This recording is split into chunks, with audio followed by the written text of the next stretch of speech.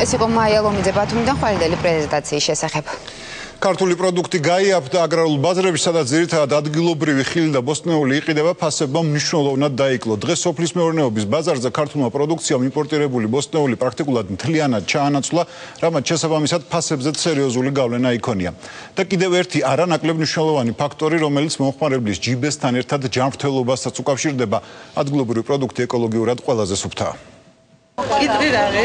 დიასახლისმა თიკო სურმავამ ძირითადი მოხმარების ბოსტნეულის საყიდლად სასოფლო სამეურნეო პროდუქტების ბაზარში 4 ლარი დახარჯა.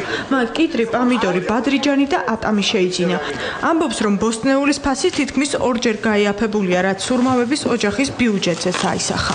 ბაზარი საერთოდ გაიაფებულია, როგორც ბოსტნეული, ასევე ხილი.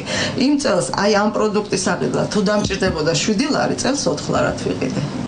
ბოსტნეულსა და ხილზე ფასის მკვეთრ კლებაზე საუბრობენ მოვაჭრეებიც. თბილისის ბაზრებში კიტრზე, პამიდორზე, ბადრიჯანზე, ბულგარულ წიწაკასა და მწვანე ლობიოზე ფასი საშუალოდ 25 თეთრიდან 70 თეთრამდე მერყეობს.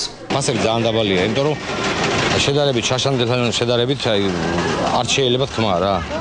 შაშა რო იყო 2 და 3 ლარი იყო ატამი და ყველაფერი დღეს არის განახევრებული კი არა, რა ვიცი, ძალიან დაბალი ფასებია. ძირითადად შემოდის ლაგოდეხიდან, კახეთის მხრიდან და შემოდის მარნეულიდან.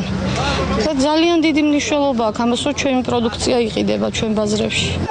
დახლზე უმეტესად ქართული პროდუქცია იყიდება ბაზარში. ბოსტნეული და ხილი ძირითადად კახეთის რეგიონიდან და ქვემო ქართლიდან შედის. სოფლის მეურნეობის სამინისტროს მონაცემებით, შაშანდელთან შედარებით ადგილობრივი პროდუქციის წარმოება გაორმაგებულია. მოსახლეობას ბოსტნეულის ყიდვა უშუალოდ გლეხისგან შეუძლია. სახელდახელოდ მოწყობილი ბაზარი კახეთისკენ მიმავალ გზაზე ყოველ 100 მეტრშია. აქ პროდუქტები ყველაზე იაფია. ხელმისაწვდომი ფასია, ხარისხიანია. ყველასთვის მე მგონი რომ ფიქრობ რომ ჯანმრთელობისთვისაც და ისედაც ყველანაირად სასარგებლო. ჩვენი მოყვანილია, ადგილზე მოყვანილია და ეფატი ჩვენ გადამყიდველები არა ვართ. ნატურალურია, ჩვენი მოყვანილი, ჩვენი ოჯახის, არაფერი საშიში არ არის. ყიდველი კიდე ვინც მოვიდა, ვინც იყიდა, ყველა კმაყოფილი დარჩა. ქვეყნისთვის პროდუქციის მეორე მთავარი მიმწოდებელი ქვემო ქართლია.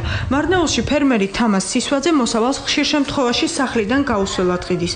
მის მსგავსად მარნეულსა და გარდაბანში ფერმერები ხილსა და ბოსტნეულის რეალიზაციას ნაკვეთებშივე ახდენენ. მნიშვნელობა დიდი აქვს იმას, რომ ადგილობრივი პროდუქცია არის ეკოლოგიურად სუფთა.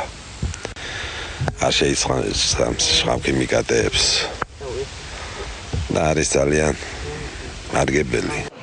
ქართული პროდუქციის მხარდასაჭერად სოფლის მეურნეობის მინისტრი დღეს ყოფილი დეზერტირების ბაზარში მივიდა.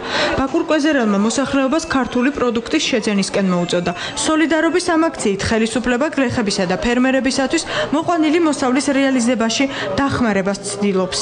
მინდა მოუწოდო ყველა მომხმარებელს, რომ მოიხმაროს სწორედ სოფლის მეურნეობის პროდუქტები, ხა რადგან არის მთლიანად ქართული პროდუქცია, რაც ძალიან მნიშვნელოვანია და მეორეს ხომ მინდა სოლიდარობის აქციისკენ მოუწოდო, რადგან დღეს შეძენილი თითოეული ბოსტნეული, თითოეული კილოგრამი ბოსტნეული და ხილი არის დახმარება პირდაპირ ჩვენი გლეხობისთვის, იმ ხალხისთვის, ვინც არის დასაქმებული სოფლად. მოსავლის ნაწილი საქართველოდან ექსპორტზეც გადის. ქართული ხილი და ბოსტნეული უკვე რამდენიმე ქვეყანაში იყიდება.